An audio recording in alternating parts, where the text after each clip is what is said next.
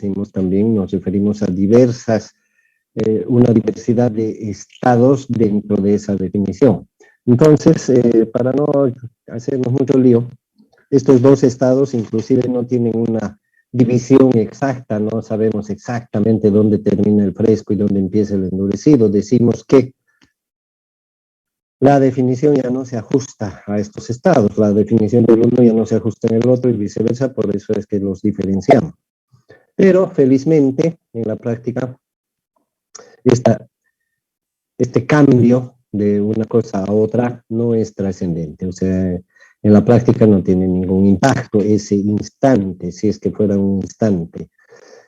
Por el contrario, hemos hecho notar que de todo ese estado fresco que supuestamente se ajusta a esa definición, y entre las palabras de la definición hemos usado la palabra moldeable o moldeo, que se utiliza como moldeo. También ha quedado bien claro, espero, que dentro de ese estado lo más inteligente es hacer el moldeo en los primeros instantes o en los primeros minutos, si se quiere, de ese estado fresco. Porque el estado fresco es largo, pero es declinante, ¿no es cierto? Porque esas sus propiedades que hemos dicho de ser un material blando y moldeable van declinando, van empeorando a medida que pasa el tiempo. Entonces, lo más inteligente es hacerlo cuanto antes. En esa pretensión, ya estamos hablando del uso del hormigón, ya no estamos describiendo qué es lo que pasa, sino estamos viendo de qué manera lo podemos aprovechar. Entonces, en esa intención es que se define y se especifica unos cuantos minutos de tiempo disponible. ¿Para qué? Para que el usuario aproveche esas cualidades, ya que pasado ese tiempo no es que no se pueda moldear, sino que se va haciendo cada vez más difícil. ¿Ok? Por un lado, eso hacemos notar de que de todo el estado fresco, solamente una parte es apropiada para hacer el moldeo. Por un lado. Por otro lado, también hacemos notar que esa descripción de material blando, moldeable, etcétera, es una descripción genérica, no es específica, no estamos definiendo qué tan moldeable es, qué tan semifluido, qué tan plástico, qué tan blando, ¿no? No estamos definiendo, sino que estamos hablando en general. ¿Esto qué significa? Que todos los hormigones, por decirlo así, son diferentes. Todos son plásticos, pero algunos son más y otros son menos. Por eso es que hacemos énfasis en que independientemente de cómo sean los hormigones, se aprovecha para moldeo la primera parte del estado fresco, independientemente de cómo sea el hormigón. Habrán hormigones más blandos, más fluidos, menos fluidos, pero en todos, lo mejor es hacer el moldeo lo más pronto posible. ¿Ok? Eso creo que queda claro. En el estado endurecido, lo mismo, es un proceso cambiante, donde en un principio la solidez, la forma fija, las dimensiones fijas, la capacidad resistente, etcétera, son propiedades que están muy disminuidas, es decir, son muy ligeras, muy pobres, esa sería la palabra, muy pobres. Sin embargo, se acomoda a la definición de sólido. Pero más allá, a medida que va pasando el tiempo, estas cualidades que nos llaman la atención de los sólidos a los ingenieros civiles para utilizar esas cualidades en estructuras, porque los ingenieros no usamos la gelatina, no usamos el barro para estructuras, utilizamos materiales resistentes como el acero, la madera, el propio barro, pero endurecido, ¿no? Entonces, en la ingeniería, para la aplicación del estado endurecido, esperamos que pase el tiempo, un tiempo determinado, fijado de antemano, para que el material tenga la propiedad o digamos la calidad necesaria para cumplir con los objetivos que nosotros perseguimos. Por supuesto que si esos objetivos son más ambiciosos, vamos a tener que esperar más tiempo, pero ojo, no es el tiempo el único factor que hace que la resistencia sea X o Z, no es el tiempo el único factor, hay muchos otros, pero en este momento estamos hablando de los procesos de cambios físicos de la pasta, específicamente de la pasta de cemento, y a su vez del hormigón, a lo largo del tiempo. Por eso es que hemos hecho énfasis en eso. Entonces, de toda la zona del hormigón endurecido, del estado endurecido, Solamente es aprovechable una parte a partir del momento que ese hormigón, a nuestro juicio, tiene las características necesarias y suficientes, ¿verdad?, como para cumplir la función estructural que le estamos asignando. Entonces, lo único que he hecho hasta este momento ha sido repasar, resumir lo que ya hemos visto en el capítulo 1 o 2, y me gustaría saber si la figura está clara.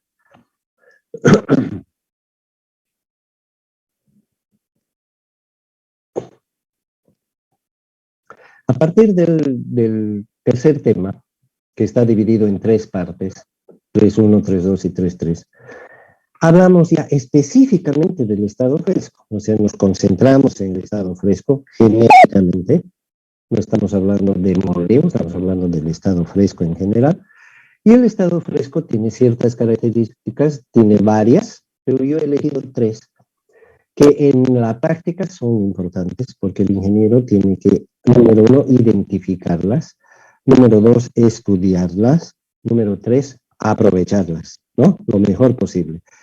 ¿Para qué? Para que el aprovechamiento del hormigón en el estado fresco sea eficiente, sea óptimo, de modo que cuando el hormigón vaya a sus siguientes etapas ya esté predispuesto a obtener un buen resultado. Esa es la finalidad. Dentro de estas características, entre otras, que no son las únicas, la más importante a mi juicio, es la consistencia. La consistencia puede estar definida en los textos de muchas maneras, pero yo he encontrado la forma más simple, me parece, de definirla para esta nuestra realidad de contacto, alumnos y docente, y lo defino yo con dos palabras. El grado de fluidez. Grado de fluidez. Ya hemos definido que el hormigón fresco es un semifluido, y también ya acabo de decir que esa condición es variable, diversa, no variable y diversa, pero diversa en un inicio del hormigón, o sea que hay una consistencia inicial, un grado de fluidez inicial en el hormigón en cuanto sale de la mezcladora, y que a medida que pasa el tiempo se va perdiendo ese grado de fluidez, es decir, la fluidez va disminuyendo, eso ya lo tenemos claro, supongo. Entonces, la consistencia se refiere justamente a ese grado de fluidez. Habrá hormigón, cuando digo grado de fluidez, estoy diciendo de una manera indirecta, entonces, que habrá hormigones más fluidos, menos fluidos, poco fluidos, muy fluidos, etc. ¿Correcto? Entonces, esa es la consistencia. Ahora, ¿por qué es importante la consistencia? Porque obviamente un material que sea blando y moldeable va a ser más difícil de moldear mientras menos tenga esas cualidades, mientras más seco esté. O sea que la fluidez es un factor físico muy importante para facilitarnos el moldeo, las tareas de moldeo, ¿verdad? Es más fácil darse cuenta que una masa blanda es más fácil de moldear que una masa semidura o dura. ¿Correcto? Entonces, ahí está la propiedad que decimos grado de fluidez. ¿De qué depende el grado de fluidez? Igualito que un locro, ¿no? Un locro es una mezcla de materiales sólidos y materiales líquidos. Entonces, mientras más agua le pongamos al locro, va a salir más aguachento, ¿no? Y mientras menos agua le pongamos, va a salir más secón. Entonces, más o menos en el hormigón pasa lo mismo, porque el hormigón es una mezcla de sólidos con líquidos. Entonces, ¿de qué depende el grado de fluidez de un hormigón? De la proporción, de la relación que exista entre los sólidos. ¿Cuáles son los sólidos? El cemento, el agregado fino, el agregado grueso, ¿verdad? Y el agua, que es un líquido. Entonces, la combinación de ambos nos va a dar como resultado una masa blanda, pero qué tan blanda, ¿verdad? O qué tan fluida, o qué tan plástica, etcétera. Justamente ahí está el concepto de fluidez. Entonces, no sé si existe alguna duda, alguna pregunta.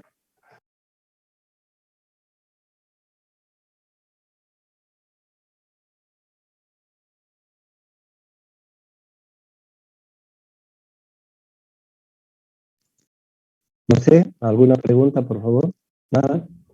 Entonces queda claro lo que es la consistencia. Ahora bien, siendo una propiedad o una característica tan importante para el hormigón fresco, porque en gran medida de eso dependerá cómo encaramos nosotros el moldeo, ¿no es cierto?, las tareas de moldeo, o sea, el uso, el aprovechamiento del estado fresco, siendo una cualidad tan importante.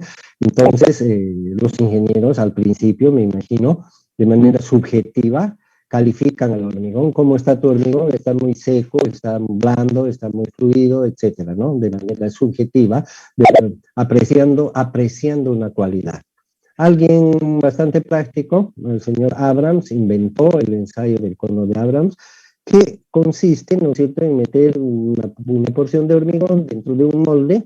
El molde sostiene al material, que es blando, etcétera, y cuando se retira el molde, entonces ese material, que no es un sólido, sino que es un semifluido, se deforma por su propio peso, por gravedad. Si es muy fluido, entonces se deforma grandemente. Si es poco fluido, si se come el material, entonces se deforma poco. Este señor Abrams, entonces, nos sugirió que a medida, la medida de diferencia de la altura original del cono con la mezcla que ya se ha asentado, esa diferencia medida nos da una pauta indirecta de la consistencia. Si la medida es grande, quiere decir que el hormigón está muy fluido, o como queramos llamarle, y si la dimensión es pequeña, el delta H, que le llamamos la diferencia de alturas, H1 menos H2, entonces podemos decir que ese hormigón está seco. O sea que el cono de Abrams nos permite medir la diferencia de asentamiento. Ojo, ¿no? El cono de Abrams no mide la consistencia, mide la diferencia de asentamiento. En algunos países le llaman revenimiento, ¿sí? La diferencia de alturas entre la mezcla antes de, cuando está dentro del molde, y después de, cuando se saca el molde. Entonces podemos asociar de manera indirecta la medida del revenimiento con la consistencia del hormigón. En general no hay una tabla, no hay una clasificación, pero en general podemos decir que cuando el asentamiento es más o menos 5 centímetros o menos, el hormigón está seco o secón, o seco. Bueno, cuando el asentamiento está entre 5 a 10, está blando. Cuando el hormigón está más de 10, podemos decir que está fluido. Entonces, fíjense cómo a través de los números, que es lo que nos gusta a los ingenieros, más o menos vamos marcando la cancha, ¿no? De aquí para allá es fluido, de aquí para acá es seco, etc. Vamos marcando las cosas. En la práctica, la medición del asentamiento se suele hacer con aproximación de un decimal. O sea, hay asentamientos 5.4, 2.8, 10.3, etc. ¿Okay? Por supuesto, en el sistema inglés, en pulgadas, ¿no? Y es un medio práctico, fíjense, época de láseres y de chips y de todo lo que ustedes quieran, pero este ensayo tan simple con un molde de hojalata o de plancha metálica, sigue siendo útil, sigue estando vigente. ¿Por qué? Porque se basa en una propiedad física, ¿no? Que es el asentamiento del material.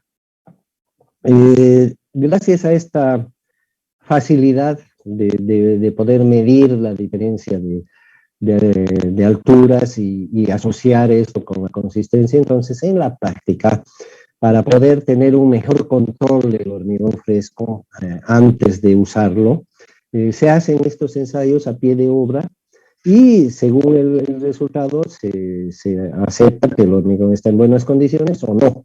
O sea, es un medio de control de calidad del hormigón fresco. Fíjense, a ese punto llega. En algunas de las obras importantes se utiliza este medio para determinar si el hormigón está aprobado o está rechazado. Si un hormigón, digamos, no cumple con las especificaciones de asentamiento antes de ser usado, directamente se lo rechaza, es decir, no se permite que entre en la obra.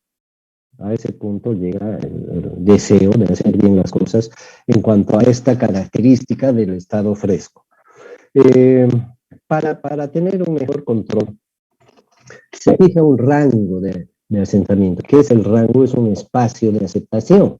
Por ejemplo, si queremos que un hormigón tenga 7 centímetros de asentamiento, por decir un ejemplo, podemos decir que sea máximo 8 y mínimo 6, de manera que 7 más menos 1. Entonces, a ese espacio entre 6 y 8 le llamamos rango de aceptación, rango de asentamiento del hormigón que es aceptado para X obra.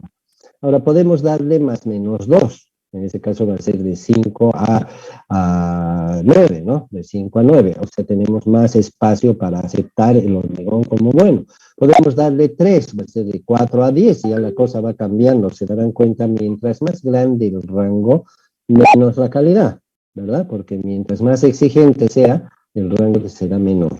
Por supuesto que mientras más exigencias haya, será más difícil cumplir con eso. Para que tengan ustedes una idea práctica.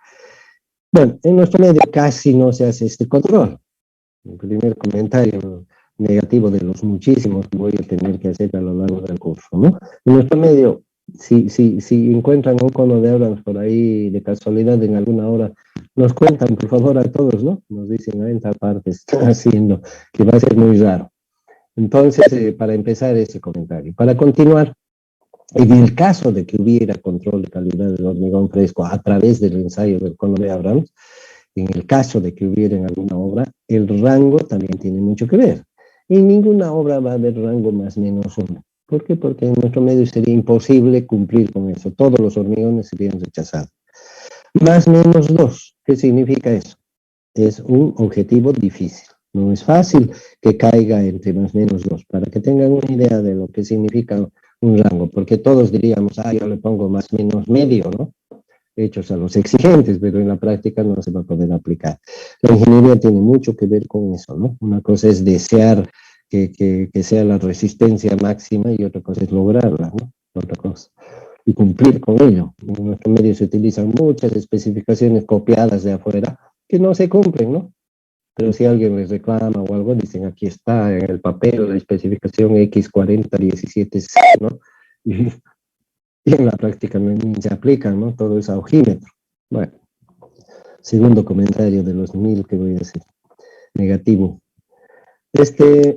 Una vez que se fije el rango, que como se darán cuenta, para una obra mediana nuestra tendría que ser más o menos, para una buena obra más o menos 2, para una regular más o menos 3, para una más asequible, que esa es la palabra que nos gusta, más fácil, más o menos 4, pero en general en nuestro medio los rangos son más o menos infinitos, ¿no? Porque ni siquiera se hacen los ensayos.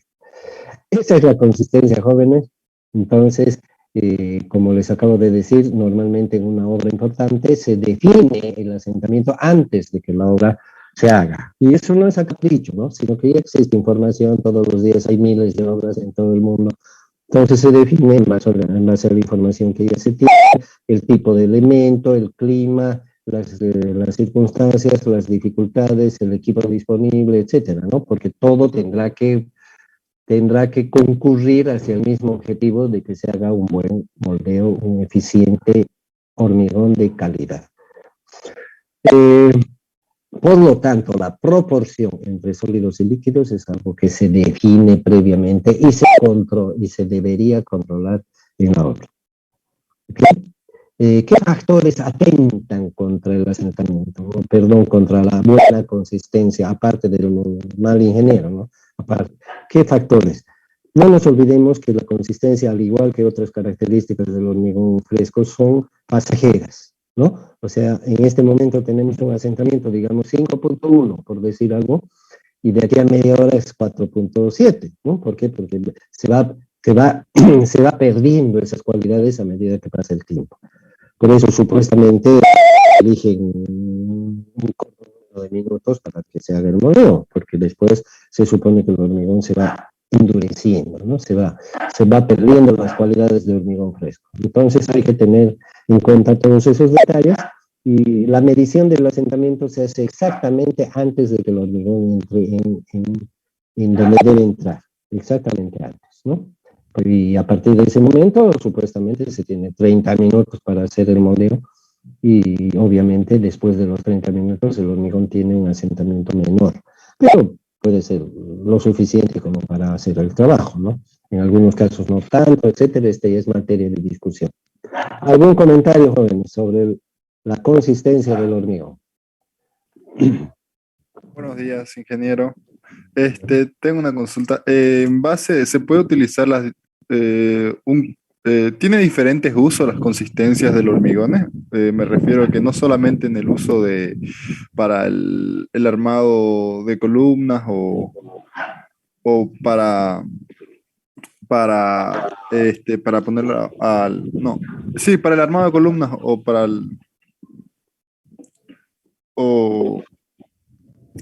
el tema de las bases de los fundamentos Sí. de la obra. Ajá. O Bueno, sea, se puede utilizar o simplemente se tiene que trabajar con una sola consistencia. ya. Bueno, obviamente cada caso es diferente, ¿no? Cada caso. Ahora, dentro de todos los casos posibles, que son infinitos, ¿no? Dentro de todos los casos posibles hay semejanzas, ¿no? Por ejemplo, una columna con otra columna, etcétera, ¿no? Una zapata con otra zapata, hay semejanzas, no podemos ignorar. Hay climas cálidos, no solamente aquí, hay también otros lugares que tienen climas cálidos, etcétera. Hay circunstancias que se asemejan. Entonces, dentro de esas semejanzas, más o menos ya existen sugerencias, no digamos reglas, sugerencias que nos dicen, que nos aconsejan usar determinadas consistencias. Entonces, el ingeniero primerizo, digamos, se adecua a esas sugerencias, ¿no? Porque es la primera herramienta que tenemos, es la información que recibimos, ya sea en la universidad, ya sea en los libros, ya sea de alguien que nos aconseje. Entonces, usa canto, ¿no? De hormigón o de asentamiento, de lo que se llama. Entonces, esa es la primera referencia. Y obviamente, a medida que pasa el tiempo, esa persona también va acumulando sus propias experiencias. En algunas obras, esto ya viene definido. O sea, nos dice, el asentamiento deberá ser de entre 4 y 8 centímetros. Por ejemplo, ya está definido el rango, ya está definido. Entonces, hay una discusión, tenemos que atenernos a eso y usar eso. Ahora bien, si nos vamos a esta diversidad de cosas, en realidad todo es diverso, ¿no? En la vida, cada casa que hacemos, aunque hagamos 1000 casas, difícilmente las 1000 casas van a ser iguales, aunque podría ser un plan de vivienda donde realmente son iguales, pero en general todas las cosas son diferentes, los lugares, los días, los tiempos, los climas, las personas, la mano de obra, las circunstancias son diferentes. La ingeniería en su concepto debería considerar todas estas variables. Para eso está el ingeniero. El ingeniero tiene que tener un criterio justamente para poder evaluar esas diferencias o similitudes. ¿Ok? Pero para no hacernos tanto lío, si tomáramos al pie de la letra lo que estoy diciendo, entonces en un edificio, por poner un ejemplo, la zapata debería tener un asentamiento y su propio rango. La columna que va encima de la zapata debería tener otro rango. Probablemente entre columnas que sean muy diferentes podríamos definir otro asentamiento. Entre vigas podríamos hacer lo mismo, losas. Al final tendríamos un edificio donde el hormigón ha tenido 10 asentamientos diferentes, 10 rangos. ¿Qué es eso en la práctica? Es una complicación, es una confusión. ¿A dónde nos lleva esto? ¿A ser más precisos o a ser más confusos? ¿A cometer menos errores o a cometer más errores? Entonces, ahí viene el criterio de la ingeniería, donde de toda esta diversidad de cosas que estudiamos, tenemos que definir y especificar la manera de hacerlas de modo que en la práctica no resulte engorroso, perjudicial ni costoso. Obviamente que en eso existe un riesgo, ¿no? Existe un riesgo, porque si yo tengo que hacer la zapata de una manera, la columna de otra y la viga de otra, pero yo decido hacerlas de la misma manera, estoy corriendo un riesgo, ¿no es cierto? Porque de repente la viga ya no sale tan bien como hubiera salido si yo la hacía como debería. Pero la ingeniería tiene eso, ¿no? El ingeniero tiene que evaluar esos detalles. Entonces, yéndome específicamente a su pregunta, si tenemos teóricamente 10 asentamientos que usar en un edificio, utilizamos uno solo, o dos, o tres. El ingeniero tiene que evaluar eso, pero 10 nunca, porque eso sería una obra, una locura, ¿no? Una torre de Babel. Uno es lo más práctico, lo más cómodo. Las zapatas, el mismo asentamiento que las columnas, que las vigas, que las losas, normalmente se hace así. Por eso hay que tener mucho más tino todavía para escoger un asentamiento que no sea perjudicial en alguno de los casos. Y si nos salimos de ese rango y digamos que elegimos un asentamiento entre 2 y 10, supongamos, pero que el tanque de agua que está en el último piso necesita un asentamiento mayor, por alguna razón, porque vamos a subir el hormigón por bombeo, digamos, a través de mangueras, y si tiene menos de 10, el hormigón se va a trancar en las tuberías. Entonces podemos en esos casos elegir dos asentamientos o dos tipos de hormigones, porque cada característica que fijemos, como el asentamiento, la resistencia y otras cosas que vamos a estudiar, nos definen un hormigón. Un hormigón que tiene de asentamiento 5 es diferente de un hormigón que tiene asentamiento 10. 10 más menos tanto y 5 más menos tanto, ¿no? Entonces, fíjense, ahí está la ingeniería, ¿no? En la decisión de elegir un solo asentamiento para toda la obra. Dos, que ya complica un poco. Tres, que complica más la figura. ¿Hasta qué punto es razonable usar uno solo? Lo mismo que la resistencia, lo mismo que el diseño, ¿no es cierto? Cuando hacemos un diseño de losas, por ejemplo, hormigón armado, ustedes todavía, digamos, no están llevando, no han llevado, no sé.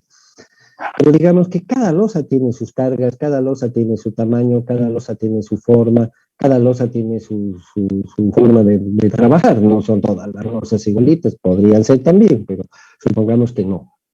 Entonces, cada losa tiene su armadura. Un ingeniero teórico agarra y le pone la armadura a una losa tal como debe ser, a la otra losa tal como debe ser, a la otra losa tal como debe ser, y todo está perfecto. Pero en la práctica, jóvenes, eso, ¿qué nos dice a los constructores? A los constructores nos dice, uy, que ese ingeniero no tiene ninguna experiencia, nunca ha pisado la obra, ¿no? Porque si bien su cálculo puede estar bien, sin embargo, en la obra nos complicó. Porque para una losa entran fierros de 5 octavos, para la otra losa entran fierros de media, para la otra entran de 3 cuartos, cada 20 centímetros en un caso, cada 15 en el otro, cada 18.5 en el otro. Quiere decir que no tiene idea de lo que es la práctica constructiva. Tenemos que hacer una simbiosis entre ambas cosas. Ni mal el cálculo, ni mal la construcción. Tenemos que llegar a un equilibrio. Probablemente sin romper las reglas del cálculo, sin violar ninguna regla estructural, podríamos haber usado fierro de media en todas las cosas, lo cual nos facilita la compra, el manejo administrativo, económico, almacenes, cortes, el manejo de los cortadores, de los dobladores, de los armadores, de los colocadores, ¿no? Fíjense, del control del ingeniero, facilita el trabajo del director de obra, del fiscal, del supervisor y de todo el mundo. Pero es una decisión práctica, que probablemente haga que gastemos más en alguna cosa, pero ahorramos bastante más en otras cosas. Esa es la ingeniería, jóvenes, ¿no? Un poquito, yo no le diría complejo, más que de sentido común, ¿no? Sentido común. Es como hacer una invitación a alguien para cenar y en vez de hacer un plato para todos, hacer uno para cada uno, ¿no? Posiblemente si hacemos uno para cada uno va a estar satisfecho, más satisfecho que si hacemos uno solo para todos.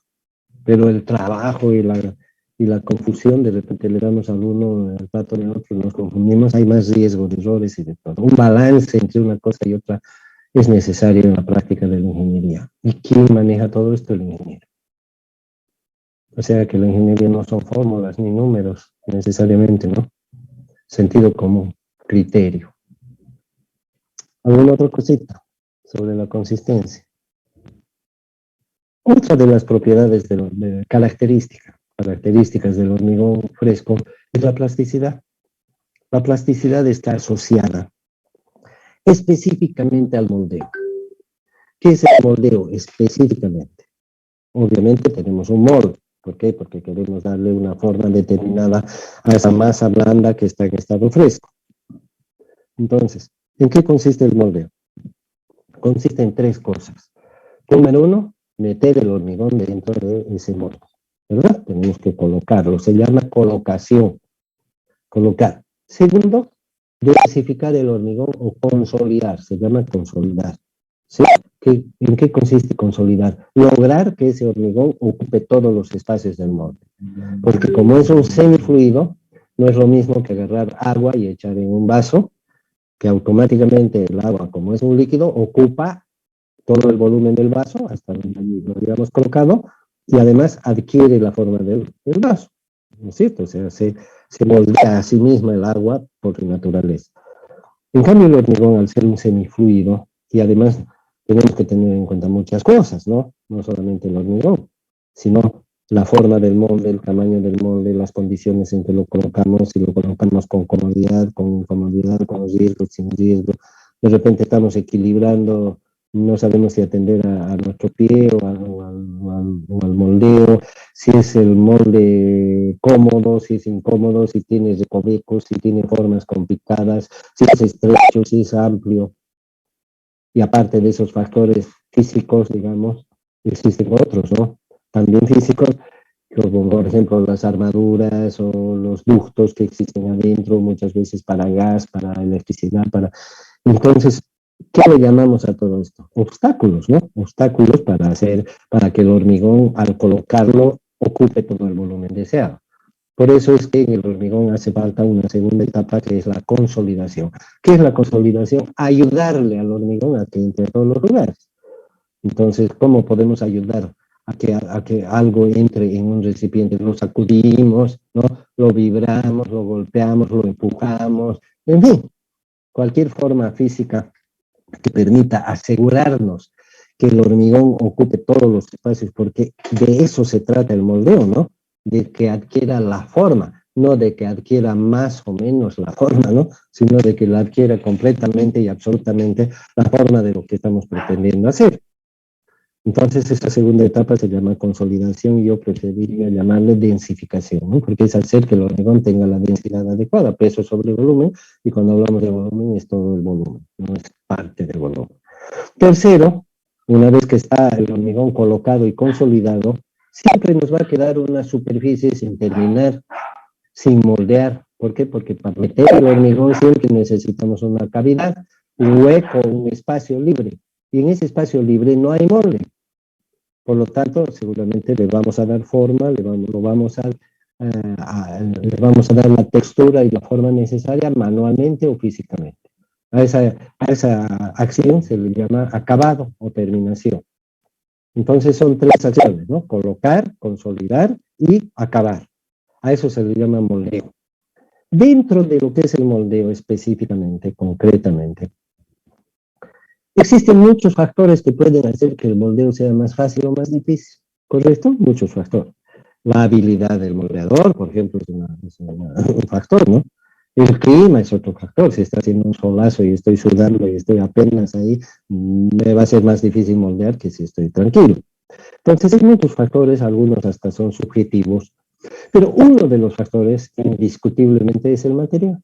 Y a esa cualidad del material, en este caso el hormigón, de ayudar o perjudicar en el moldeo, se le llama plasticidad. Entonces, siempre será deseable para un ingeniero constructor, siempre será deseable que el hormigón sea lo más plástico posible. A eso se refiere la plasticidad. Es una característica del hormigón fresco que puede generarnos distintos resultados. Un hormigón poco plástico, nada plástico, plástico, muy plástico, etc. Y también hay circunstancias que nos exigen mayor plasticidad, menor plasticidad, o no importa mucho. Hay circunstancias. ¿Quién tiene que evaluar eso? El ingeniero. Y de acuerdo a eso tiene que usar un hormigón que le favorezca en su trabajo, no que le perjudique. Esa es más o menos la historia. ¿De qué manera se puede lograr mejor una plasticidad? Bueno, analicemos qué es lo que genera la plasticidad mayor o menor. ¿Qué es lo que moldeamos en sí? Moldeamos la masa, no moldeamos el agua, no moldeamos, los agregados gruesos no cambian de forma, ni nos permiten moldearlos, ¿no? Son sólidos. ¿Qué es lo que realmente moldeamos? Moldeamos la masa formada por el agua y el cemento en primera instancia, o sea, la pasta, y que además colaboran también los granitos finos que contiene la arena y algunos granitos también muy finos que contiene el agregado grueso inevitablemente. Entonces, en la mezcla de hormigón, ¿qué es lo que nos forma una masa blanda? ¿Cuál es la masa blanda?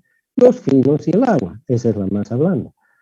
Porque los granos gruesos o duros que están entre medio no son moldeables, pero están entre medio, ¿verdad? Entonces, eso es lo que nos permite darle forma al hormigón. ¿De qué dependerá, por lo tanto, la plasticidad? Primero, del agua, obviamente, del agua, ¿no es cierto? A mayor agua, más fluidez, más facilidad de moldeo, más plasticidad. Difícilmente un hormigón muy seco con poca agua va a ser plástico, ¿no? Van asociadas. No es lo mismo la consistencia que la plasticidad, pero van asociadas, son parientes. Algunas veces yo le digo son hermanas, ¿no? Y su apellido de la consistencia es agua y el apellido de la plasticidad es agua, porque ambas dependen en gran medida del agua. Pero el agua por sí sola no hace la plasticidad, sino que además están los granos finos.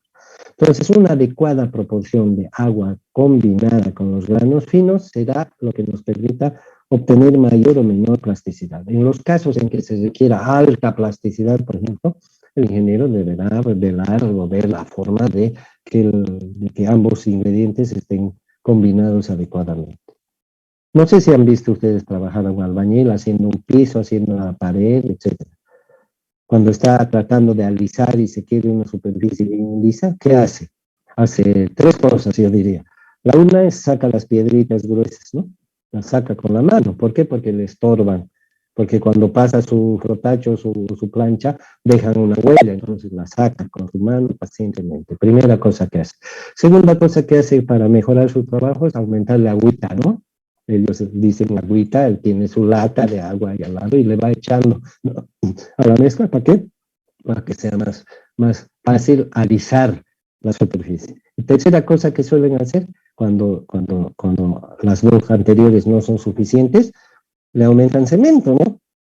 ¿Qué es el cemento? Es fino, o si no, ciernen en la arena. ¿Para qué? Para eliminar los granos finos.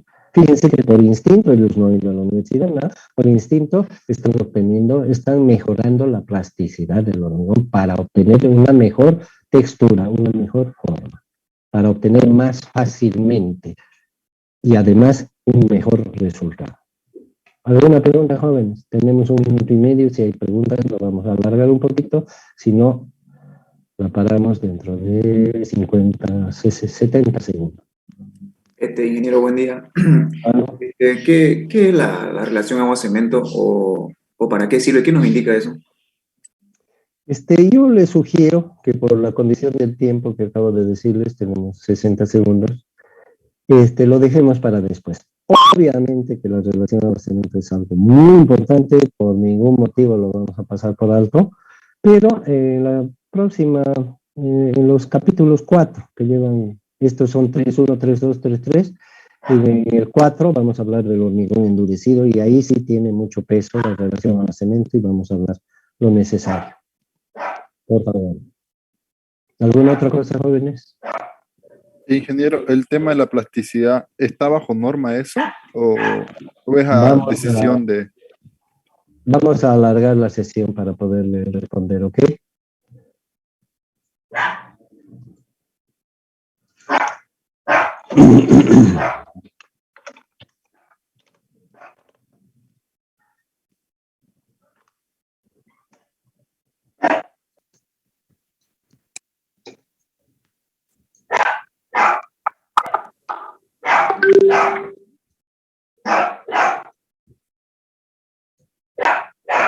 Ya, jóvenes, van a disculpar la música de fondo, pero tengo una hija que viajó ayer y tuvo la genial idea de dejarnos a su perrito.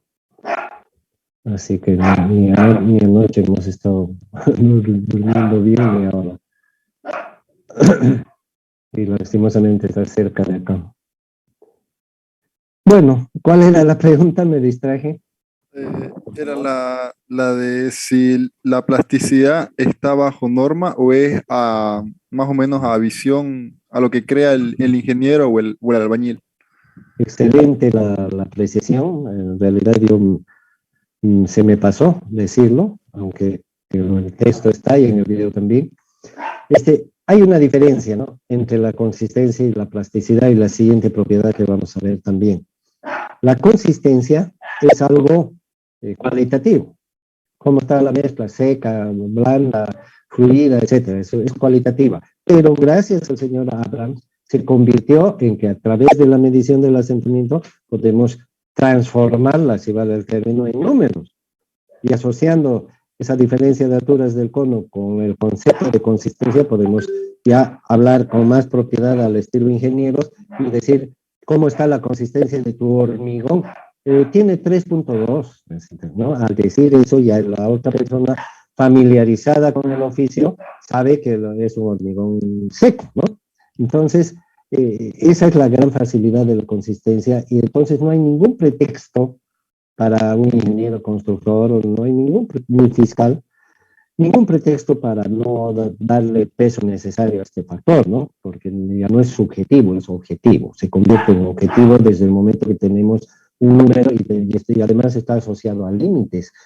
Que si su límite máximo es 7, nos da 7.1, el fiscal y el director de obra están en la obligación de decir, ese hormigón se va afuera. ¿Y dónde lo llevamos, ingeniero? Donde quieran, pero no entra a la obra. ¿Por qué? Porque se pasó con 0,1 del límite. Para eso son los límites. ¿Ok?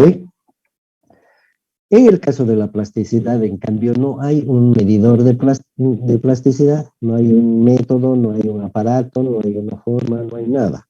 Por lo tanto, la plasticidad no se puede medir, se aprecia, se la valora. ¿Y quién la valora? La valora el que trabaja, el que hace el moldeo, porque él siente en su mano, así como les comentaba ese ejemplo del albañil, él siente que la está pasando mal por culpa de las piedras, entonces la saca, que la está pasando mal porque le falta agua, que la está pasando mal porque su material no es muy fino, entonces lo tamiza. Se dan cuenta, ¿no? Como por instinto, porque es algo subjetivo, algo que se percibe durante el trabajo de moldeo. La persona que no moldea, el ingeniero que está jugando con su chat mientras está trabajando, no se va a dar cuenta nunca si la plasticidad está bien o no, ¿no? Entonces es algo que se aprecia en los resultados, en el proceso y en los resultados. Porque puede ser también que en el proceso nadie se queje, pero que los resultados no sean los ideales. ¿Ok? Entonces la plasticidad es un concepto físico, porque la plasticidad es física, se ve, se toca, se aprecia, pero no hay un medidor, un numérico. En las especificaciones se puede poner el hormigón debería ser muy plástico, ¿no? Pero ¿qué es muy plástico? ¿No es cierto? Entonces, ya es responsabilidad del ingeniero lograr los resultados lo más eficientemente posible. Para ayaparle un poquito, hacerles notar, habrán visto un par de fotos, creo que hay por el texto, habrán visto que hay casos en los que la plasticidad es muy importante, ¿no? Y ahí el ingeniero no se va a poder hacer el del otro viernes, porque si no hace lo que debe hacer, no va a lograr los resultados esperados. El caso del hormigón visto, por ejemplo, ¿no? Entonces, necesariamente tiene que lograr buenos resultados en la textura y en la forma del elemento. En cambio, cuando no hay hormigón visto, ya sabemos los resultados, también hay un par de fotos por ahí, cualquier cosa, ¿no? Y después ya lo tapan y lo cubren, ¿no? Y lo pintan, ¿no? Entonces, eso ya depende de la clase de ingeniero que es uno, ¿no? Pero que ocurre, ocurre, y harto. ¿Algún otro comentario, jóvenes? No sé si está respondido.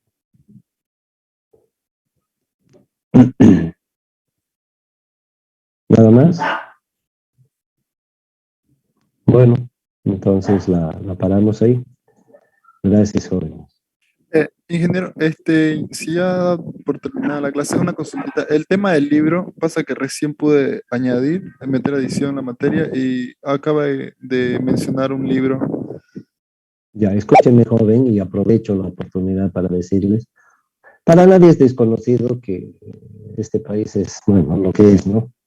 Y la universidad no se salva, ¿no? Y nuestra facultad también, nuestra carrera también, ¿no?